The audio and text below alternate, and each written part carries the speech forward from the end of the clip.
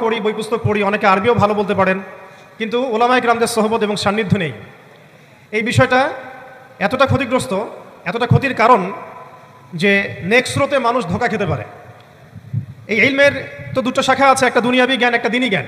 তো দুনিয়াবি জ্ঞানের জন্য এই বিষয়টাকে আমি শর্ত বলে মনে করছি না, কিন্তু দ্বীনি ইলম অর্জনের জন্য অবশ্যই একজন বরেণ্য মুহাক্কিক ওলামায়ে কেরামের সোহবত অবশ্যই জরুরি। এবং দ্বীনি ইলমের বিষয়টা শুধু কিতাবের মধ্যেই সীমাবদ্ধ নয়।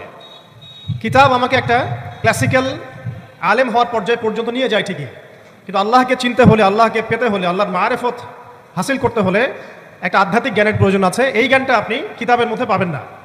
এটাকে হাসিল করতে হলে অবশ্যই আল্লাহওয়ালা বুজুর্গ মানুষদের সোহবতে আসতে হবে। ঠিক যেমন নবী মুসা আলাইহিস সালামকে আল্লাহ রাব্বুল আলামিন বলেছিলেন, তোমার চেয়েও জ্ঞানী মানুষ পৃথিবীতে আছে।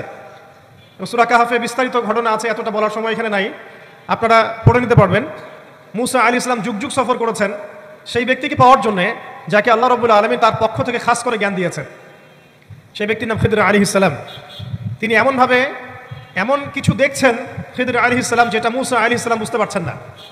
মুসা আলাইহিস সালাম নবী হওয়ার পরে বুঝতে পারছিলেন না কেন নৌকা ফুটা করা হচ্ছে, কেনই বা বাচ্চাটাকে হত্যা করা হলো, আর কেনই বা দেয়ালকে নির্মাণ করা হলো। খিদর আলাইহিস সালামকে আল্লাহ রাব্বুল আলামিন এমন আধ্যাত্মিক জ্ঞান দিয়েছিলেন, আল্লাহর মারিফত দিয়েছেন, তিনি এমন কিছু দেখতে পাচ্ছেন দূর পর্যন্ত যেটা মুসা আলাইহিস সালাম বুঝতে পারছেন না। হাদিসের মধ্যে তো এটাও এসেছে, সেদিন যদি মুসা আলাইহিস সালাম এত প্রশ্ন না করতেন তাহলে হয়তো আরো অনেক জ্ঞান জানা যেত, কামা ক্বালা আলাইহিস সালাম। এই কারণে আমি তরুণ প্রজন্মকে নসিহত করতে চাই, দিনই ইলম অর্জন করছি, মাশাআল্লাহ, বই পুস্তক পড়ছি, অনেকে অনেক প্রতিষ্ঠানেও পড়ছেন, তবে অবশ্যই মাথার উপরে মুরব্বী ওলামায়ে কেরামদেরকে রাখতে হবে।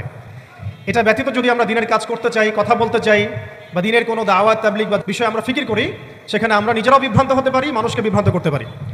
তাই এটা হচ্ছে আমার দ্বিতীয় নসিহা আমাদের তরুণ ভাইদের প্রতি। আল্লাহ পাক আমাদের সবাইকে বরেণ্য ওলামায়ে কেরামদের সোহবত নসিব করেন, আমিন। আমরা এখন অনেকেই অনলাইন কেন্দ্রিক চিন্তাভাবনা করি।